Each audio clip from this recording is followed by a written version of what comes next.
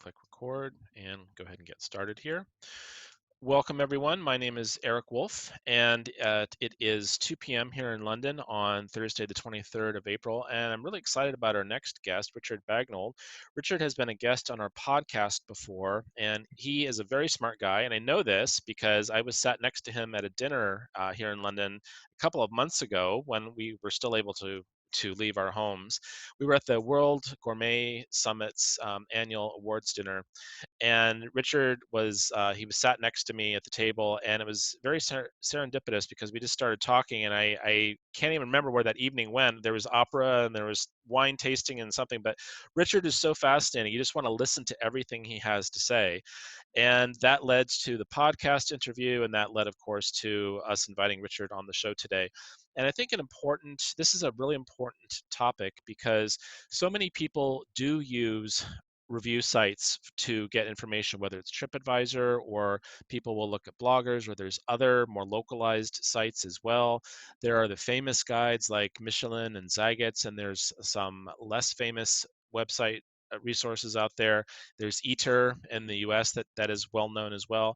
And people are getting their information from a lot of different sources. And some of it is helpful, some of it not so much. But I think that the propensity to serve up fake news is quite high in the culinary review arena.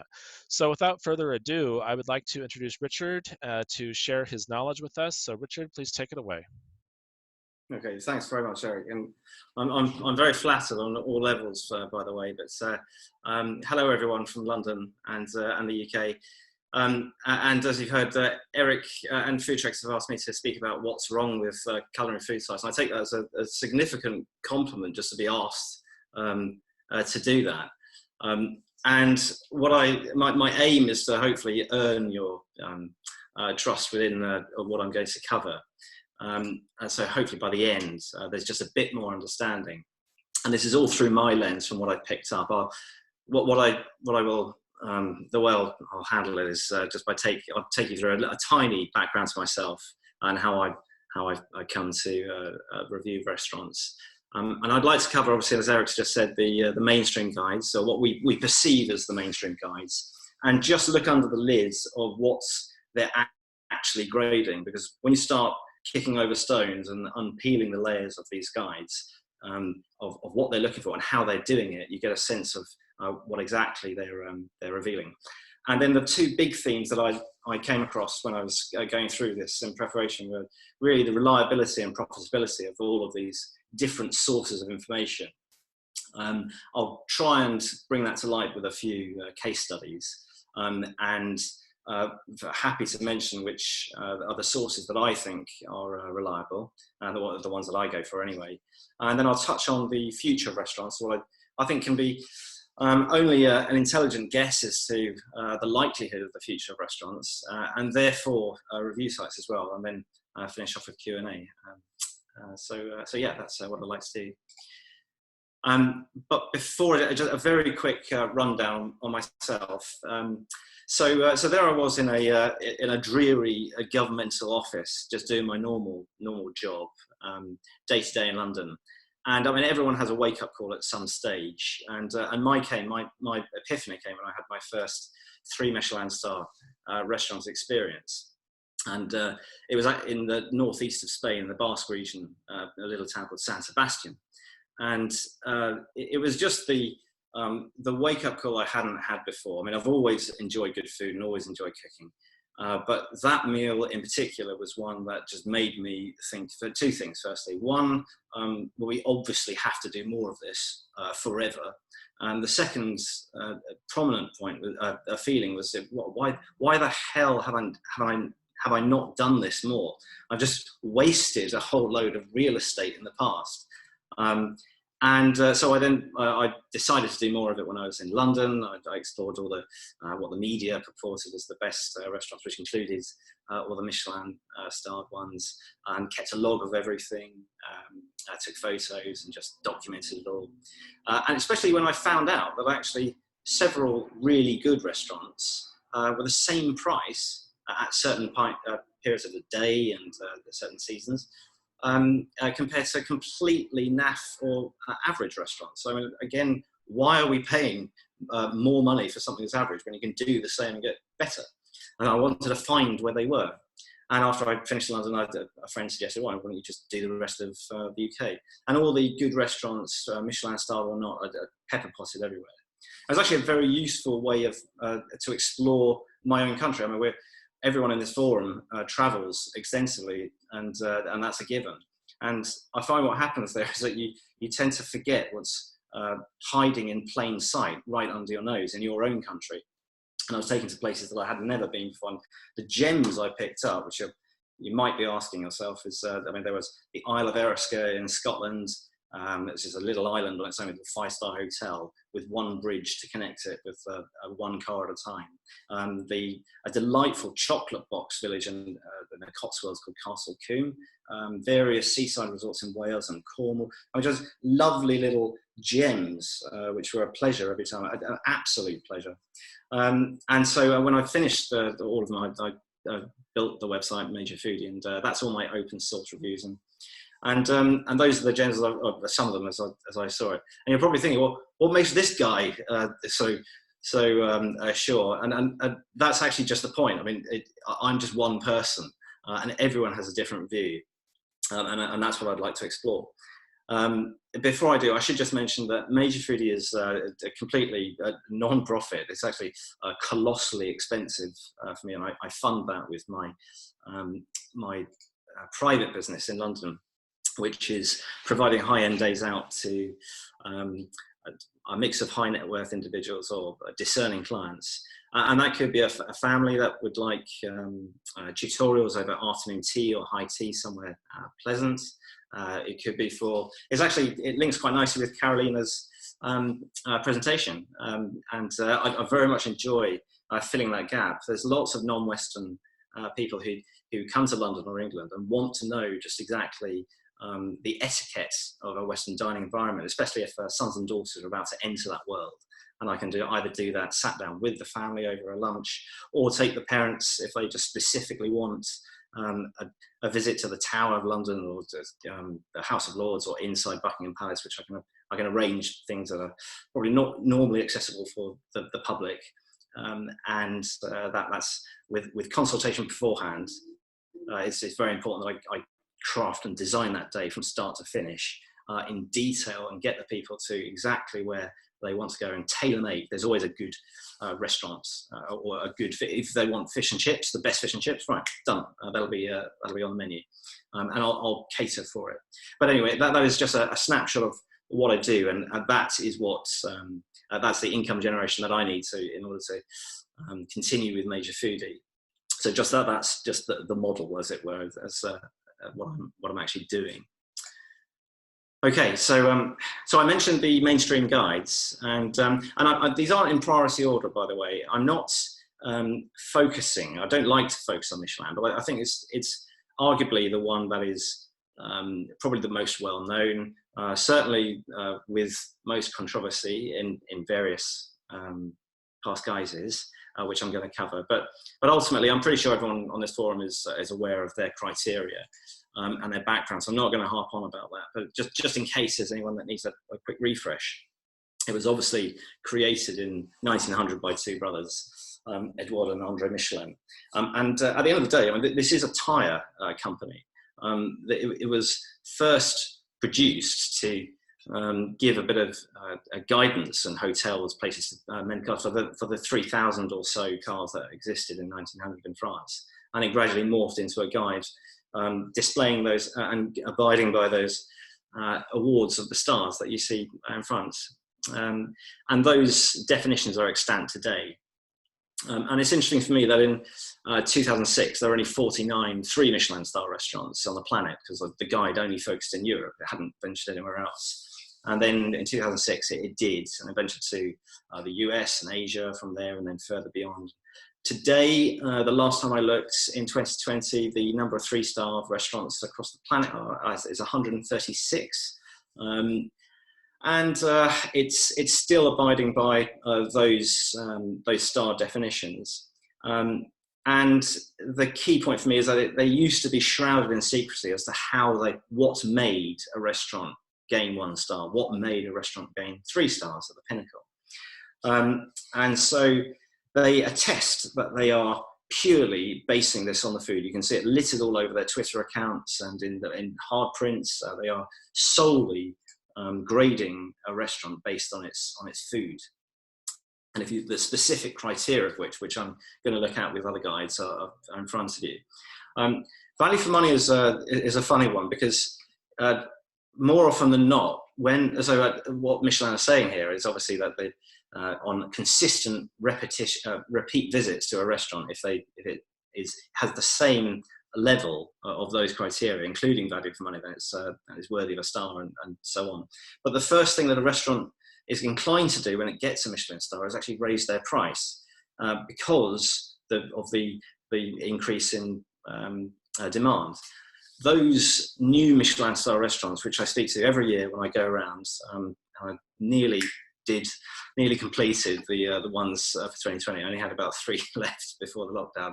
But the ones that I speak to every year, I'm getting that it's about 50% additional demand on a reward of a star. It might be different in other countries. That's what I've gained in the UK.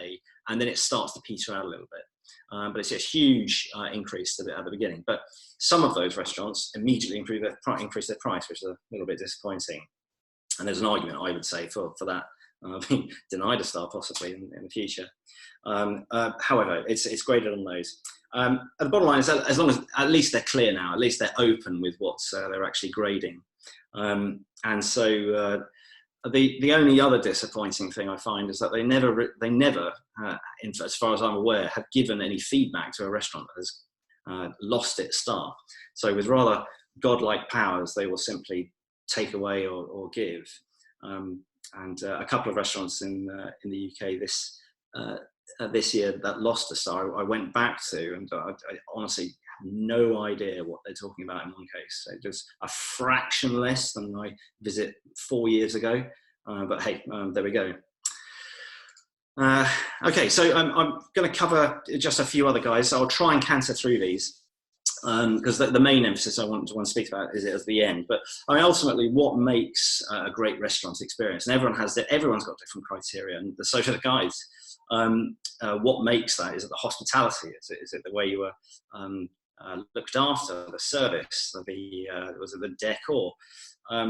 So if we go through some, the Good Food Guide is a UK guide which uses a blend of its own writers and public opinion. It's owned by a supermarket company called Waitrose, for those that aren't familiar with the UK. And fine, okay, I mean, that's its criteria, food and hospitality. All right, I mean, I've got a quote from one of the previous CEOs, Elizabeth Carter, and the quote is, "Should you become too analytical about the detail of the cooking, then you lose sight of the overall dining experience." Okay, but I mean, if I was suddenly given a glass of Dom Perignon, I mean, that would increase my experience, but I could still be eating a tartare of cat food, and it doesn't really change what's on the plate. But there we are. That's the criteria they've chosen. Eric mentioned Zagat, and I've spoken to one of my friends and colleagues who I haven't spoken to Tim and Nina Zagat, but my colleague has, and gave me a bit of a rundown. And just for general awareness, Tim and his wife I mean, Tim, I gather, is an ex-lawyer who just loved eating, based in New York, and in 1979 suddenly decided, well, I'll tell you what, why don't we fill the void? There was no one giving there was no one giving reviews, open reviews in 79. And so they compiled all these and put them to print. And it used to have some sort of bizarre out of 30 point grading system, and that was since changed to 5. And then in 2011, they were bought by Google. And estimates vary, but it's something in the region of about 150 million that Google paid them for their search or a grading guide platform. And so that was a good day, obviously. But then Google, I gather, only a couple of years ago, resold it, and I can't find the reason why. But no, I mean, well done, Tim and Nina. I mean, that's a good day. They're probably on an island somewhere. So that's like, I should have mentioned as well, it started in New York and then began to expand to, so it covers the whole of America. I think the last count, it was about 38 cities it now covers. They're still online, and I think the original owners are probably doing something else. Hardens is the UK equivalent. Essentially, that was two brothers, one Peter and Richard. They were both in different cities, and I think they were both lawyers as well, doing a work placement. One was in Germany, one was in America, and in those locations they had a handy town guide, and suddenly twigged, and it dawned on them that London doesn't have this. This is in the late 90s, and so they got together and did a similar initiative and went to print, and pretty much the same criteria: food, service, ambiance. And then that was them, and they were away. Their niche and their trump card was being able to customize the front of that book for corporations, so they sort of make, if they were selling their copy to NatWest, their book would be lovely and embossed with NatWest on the outside. It wouldn't change the contents of any kind, and that was the same for everyone, but that was their sort of trump card. So that's Hardens. And it's now online. You register online, you give your votes, and then of all the 50 to 80,000 or however many they get every year, they do an aggregate score and then release their findings. Who's next? Okay, so this is not the Alcoholics Anonymous. For those that aren't familiar with the AA vehicle breakdown company, this is a UK vehicle company which fixes cars, but they also do restaurant reviews and hotel reviews. So they are a group of they are their own inspectors, so they're not using a public poll, and they grade hotels out of 1 to 5 stars and restaurants 1 to 5 rosettes, and that's the criteria that they use, which in all fairness is actually quite, and there's some good specifics there, and that's really quite detailed on the food for the rosettes. But where I begin to lose the will to carry on is when you look at the definitions of the actual rosettes of what makes a restaurant 1 rosette versus a restaurant that's worthy of 3 or 4 or 5. If you look at those, and they're on online open source, and if you look at them, they're gigantic paragraphs. I mean, each paragraph is huge. And I also find that they begin to focus on different criteria between them. So it just gets a little bit muddy for me, but hey, that's an example of another guide, certainly in the UK, that uses inspectors. Another one that may not be, I mean, I apologise if I'm insulting anyone's intelligence, but I mean, some may not be aware of these. Goemio is interesting because it's probably the only other global guide that I'm aware of that uses inspectors, rather like Michelin, and they are anonymous. Now, they don't have any criteria online. It's very difficult to see what they're actually going for, but I gather anecdotally it's just the food. And they've now moved into a position where it's pretty much a money-losing machine that they need to franchise out to others. But it is still extremely looked up to in places in Europe, such as Switzerland and Belgium and Austria. But so that's just another. It's probably the only example that one can find of a direct competitor to Michelin that operates in that way. The Pellegrino. Okay, so the world's 50. It's not just the restaurants; they do bars and other things as well. And this is a guide I used to look forward to very much. Like, ooh, who is the best? And those 1,000 industry experts or sources it utilizes is a mix of it. Breaks down into 3 groups. So it's 1/3 journalists, 1/3 chefs and restaurateurs, and 1/3 influence writers or traveled gourmets, as they define. And the parameters are that all of those that are invited to vote scour their memories for the last 18 months, and they are then asked to grade the best restaurants, but they are only allowed to use 5 within the home country or their home location to try and offset any favoritism. Now, I have some observations about this. The first is that there's just no criteria So everyone is just free to grade on any kind of format of a restaurant, and that is interesting because it could be woefully different from person to person. A second observation is that, well, if someone has only visited, say, 10 restaurants, they're only going to give 10 restaurants, just the only ones that are just in the extreme example, whereas someone else who's reviewed, say, 200 reviews has probably got a bit more weight. Can't stop that. It's just an observation for the consistency. And then my third observation is for those that I follow on Twitter and Instagram that are connected to these restaurants, various either bloggers or writers, it's sadly very clear to me which ones are just wholly pally and chummy with their chef mates. And I do pick up anecdotally from those that do actually vote. I don't myself vote. I haven't been invited, so maybe they're just still they don't wish someone is straight down the line or so. But I gather from those that are they don't that there is a lot of scope for those voting for their best mates rather than the actual proper preference that they would put. They're supposedly also a bit more auditing for the Pellegrino, in that it used to be just give you the 10 nominations and that's it. And I gather they now need to just give. They now need to have the voters a proof of their meals and keep their receipts, so that if they are audited, they can prove it's based on experience. And the ones I know have never yet been audited, but that doesn't mean that they're not audited.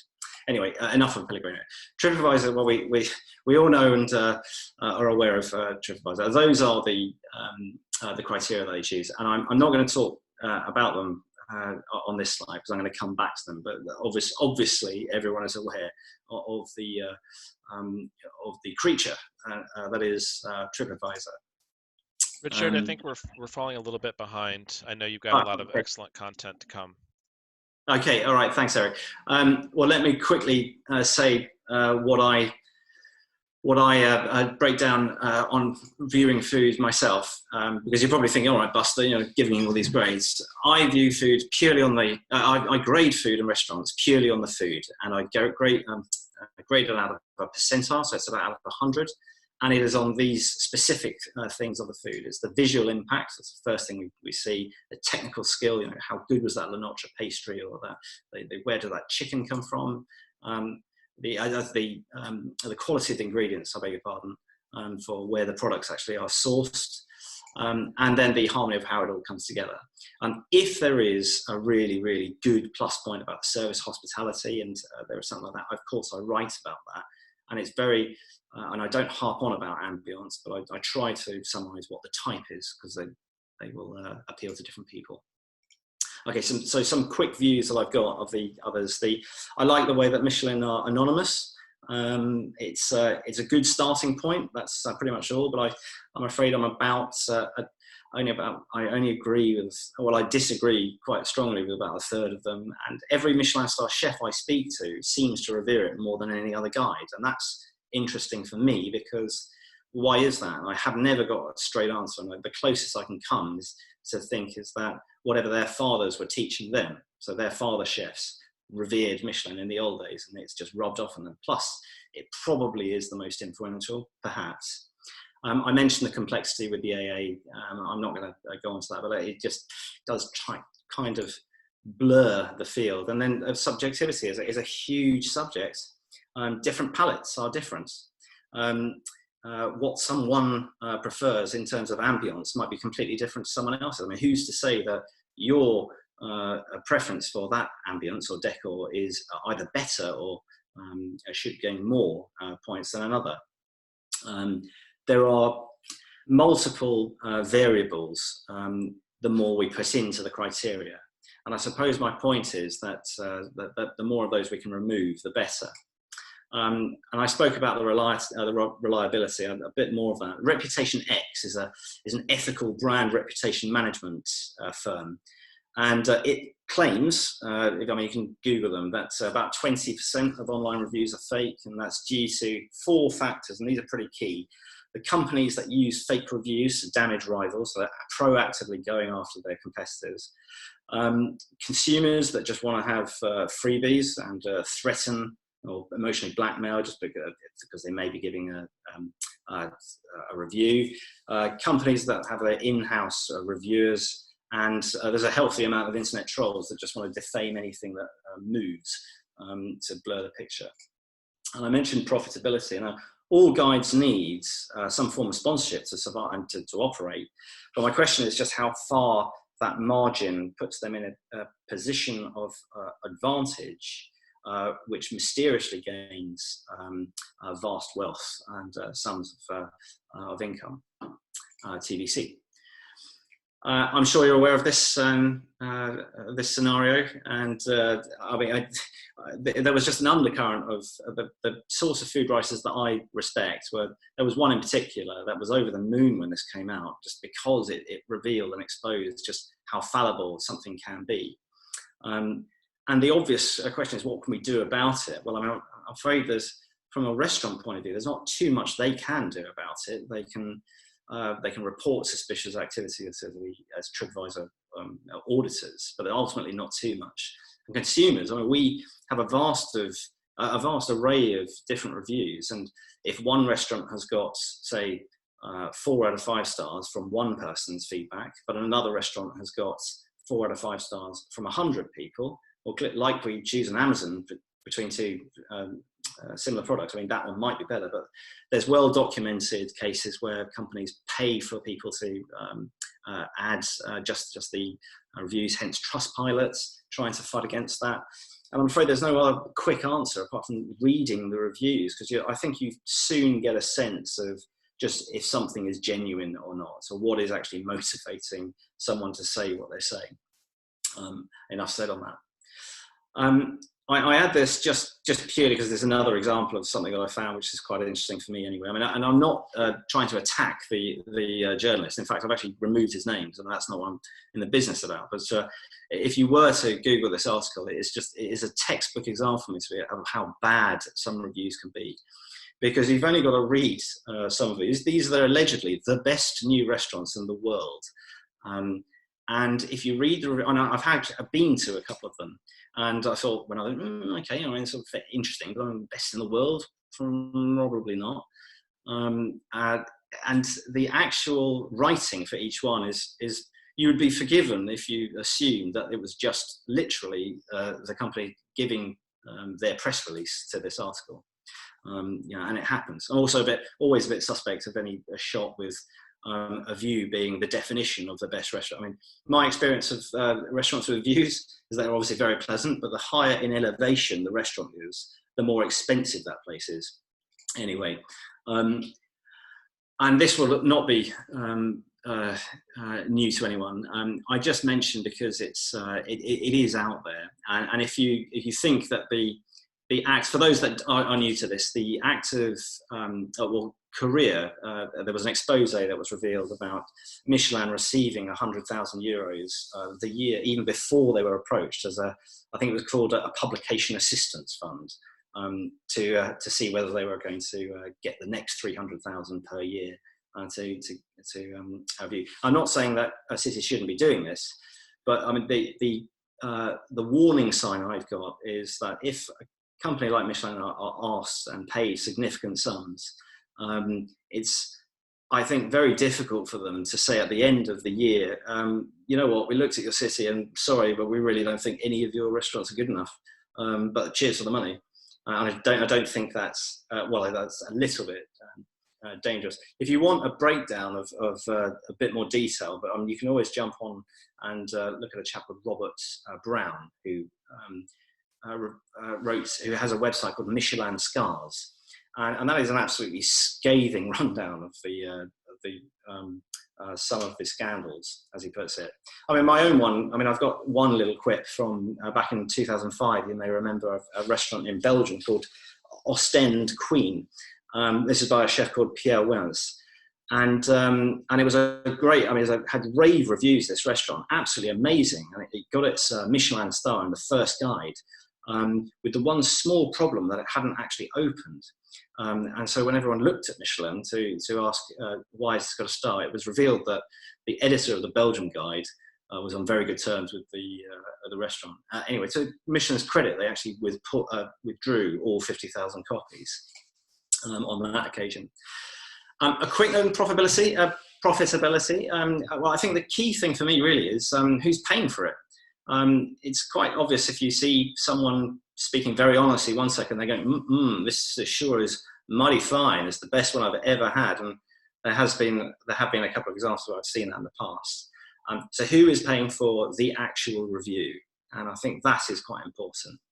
I throw in just a couple of generics. RPL cost worth for a restaurant. I haven't had a single restaurant that's quantified or said yes. Probably better off spending the money on a talented chef and better ingredients, frankly. And I mentioned the fact that if you want to get rid of all these variables and emotion of the meal, that might fine-tune a better verdict. And it's all about who we trust, and that takes time to develop. And I mentioned that I would say who I follow, and just here are a few examples. And this is just who I enjoy looking at, and they're all a different mix of chefs, writers, bloggers, different sort of wine sites. The late Anthony Bourdain is a chef who had before he died, had a wonderful habit of picking up gems that weren't discovered. Andy Haley was a food critic and writer whose opinion I respect enormously for his forensic level of detail. Only reading one or two of his reviews. He's the first person that reviewed every Michelin-starred restaurants. Every 3 Michelin-star restaurant in the world. I've done all of the 1s, 2s, and 3s in the UK and several abroad in different ways. But Andy is the only one who's done all the 3 stars, and he is very, very straight down the line with all of them. Honest Grapes, whilst it's a sales company for wine, it's a very good wine reference for me.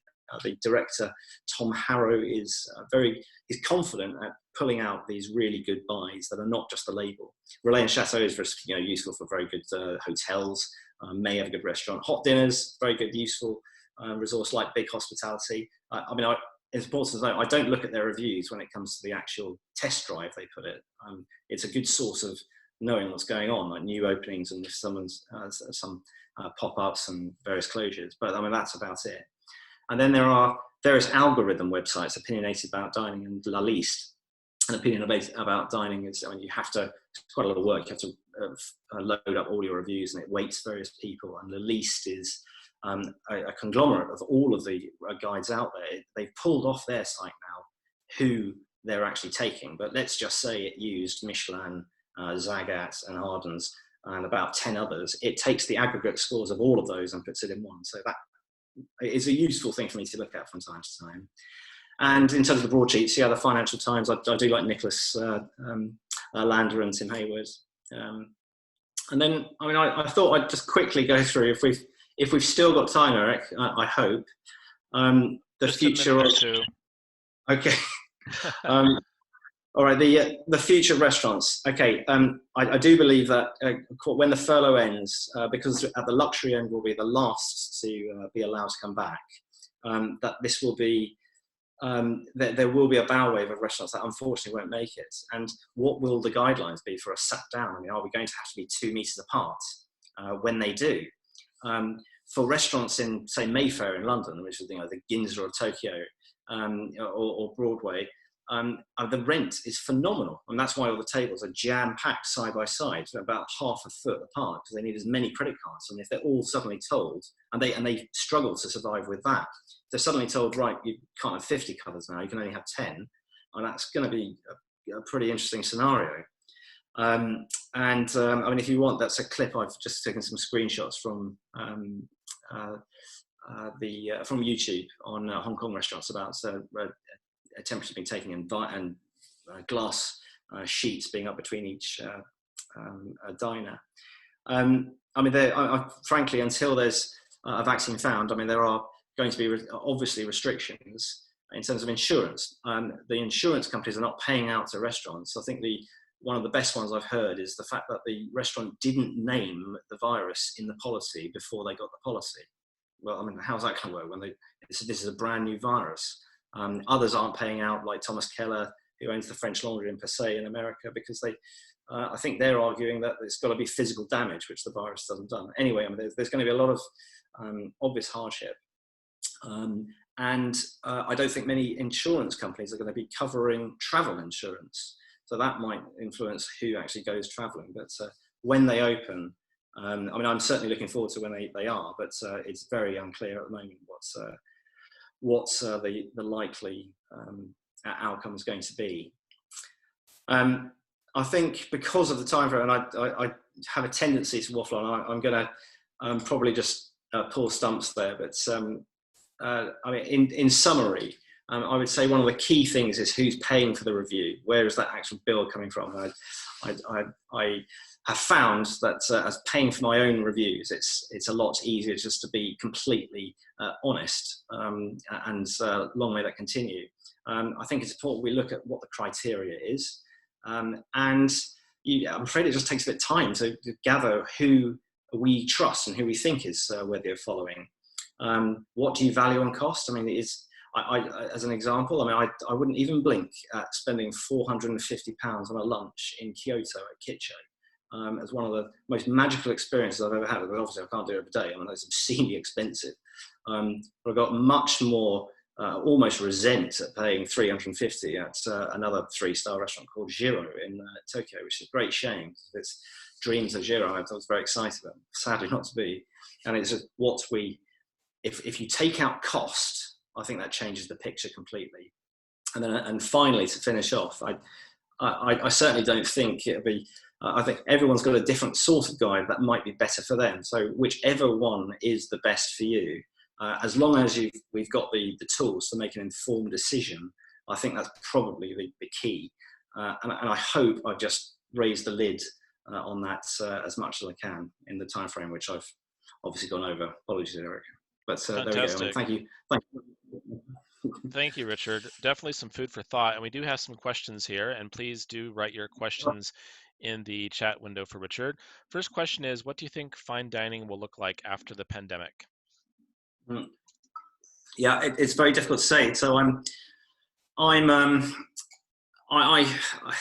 fine dining. I mean, if the rules are that we have to be 2 meters apart, there are some fine dining restaurants that will be completely fine. I mean, Geranium in Copenhagen, for example, have these lovely little banquettes, which they're at least 6 meters apart. And I suppose it'll be, will they be charged with saying, hang on a second, do you live with each other? Right, you can come in. Do you live with it? No, you can't. Well, you can get. I don't think it's going to go to that level. I do think there are going to be some fine dining restaurants that are small and are really going to suffer because of the space issues that I mentioned.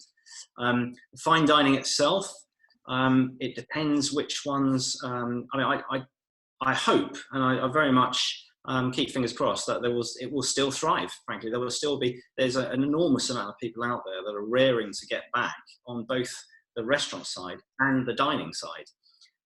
There's obviously going to be less people doing it, but I don't think, are we going to see people at the doors of fine dining restaurants with masks and taking temperature? I mean, to be honest, I don't think that's a bad idea. I mean, it may look a little bit like a medical lab, but I mean, what would you rather have? You know, a glorious canard à la presse with Corona or without, you know, so it remains to be seen. I think it should be sensibly looked at to have some measures, but I think the small ones that have huge rent to pay, I think those are the ones that are sadly going to be struggling. Next question has to do with, let's see here, the review sites and whether there should be any restrictions in place about people misusing those sites, and also whether business owners should be more proactive in responding to comments, either good or bad.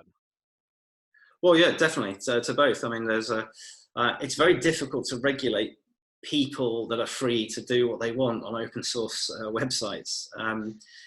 I mean, there's just more investment that I suppose those open source search engines or review sites like TripAdvisor could invest more in their human resource and auditing, and in their software that can detect either malicious or suspicious activity, so they can filter it out and get the bot working against the bots.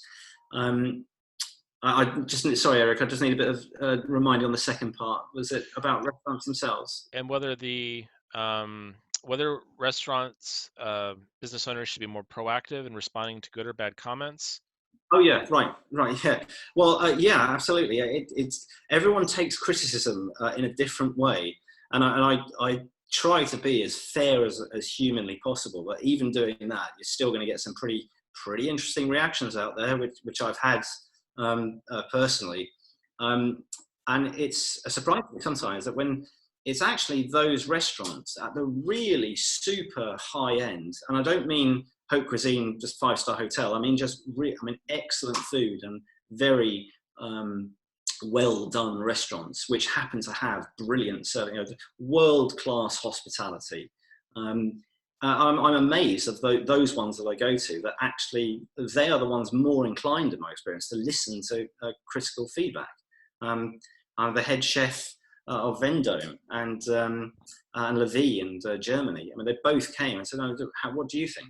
I mean, they're 3 Michelin star chefs at the top of their game. They've got covers booked all the time. And why, you could say, well, why would they want to listen? But I really that value when I see that. And I tend to find, unfortunately, it's the ones that slightly at the lower end, but it's probably a little bit of a chip on the shoulder, that don't really react very well. I mean, how many times have we heard someone say, "Did you enjoy your meal? Did you enjoy that course?" And what they really mean is, this is now your opportunity to praise me or praise us. And it's different. I would just hope that in general, that side of the industry just does that a bit better. I'm afraid just training, that's all that can be done for that. Sorry for going on about that. No. That's great. The next question has to do with review sites like Yelp in the United States. It's very popular, and whether people who post a lot of reviews can be looked at as likely to be paid. And I would just add to that, how much can you trust a website that also reviews electricians and builders and landscapers and plumbers along with the food you put in your mouth? So, but I Okay. digress. So for those that aren't aware about Yelp, which is probably the non-US audience, because Yelp is huge in the US, but it's barely known and used in the UK. And I mean, the more one dilutes a speciality, the more uncomfortable I get, is the first observation I've got. I mean, if you really want a rundown on how some view people that go out dining in the name of Yelp, you could Google South Park, Eric Cartman, and that's unfortunately I don't think I could play it on here on this forum because it might be slightly inappropriate. But if you do that, that's one example of food of thought out there of how people view those that use Yelp specifically to emotionally blackmail free perks and free dishes from restaurants because I've got a badge and I'm Yelp. I'm doing this for Yelp. So the short answer is, I'm afraid I don't. I can't look at that with as much attention and respect as I can to the other sources that I mentioned just before the end. Okay, this will be our last question here. And the question is, because your main business has been concierge services, have you ever thought about extending your reviews to other business types like microbreweries, vineyards, cheese producers, farms, etc.? Oh yeah, no, absolutely. And Cherie mentioned some great stats. I mean, one of the visits I did was about all the markets of London, because there are plenty of them. I mean, they got up very early. We went to Billingsgate, the fish market, and I gave them a tour of that market. And then we chose some fish to do, which they could cook later. And then we went to Borough Markets and grazing, and then Portobello Road. There are all sorts of other things. There are farms out there that can be visited. I did. In fact, no, sorry, I didn't. I planned, and sadly that it was cancelled. But I was really looking forward to just going around London and seeing London via film locations, and then doing a really good restaurant that appeared in a film. And there's all sorts of different resources, and I'll be very happy to connect, and looking forward to connecting to Caroline and Cherie another time just to talk about it a bit more. But yeah, it's dictated by the client. So whatever the client wants, really, I've got to make sure that it's as catered for them as possible. So it's the best experience with contingencies in case it doesn't go all in luxury transportation, and everything has got to be 100% tickety boo. So if they want something completely off piste, completely happy. Mm. I think that the real takeaway here for me is that everyone has their own tastes and preferences.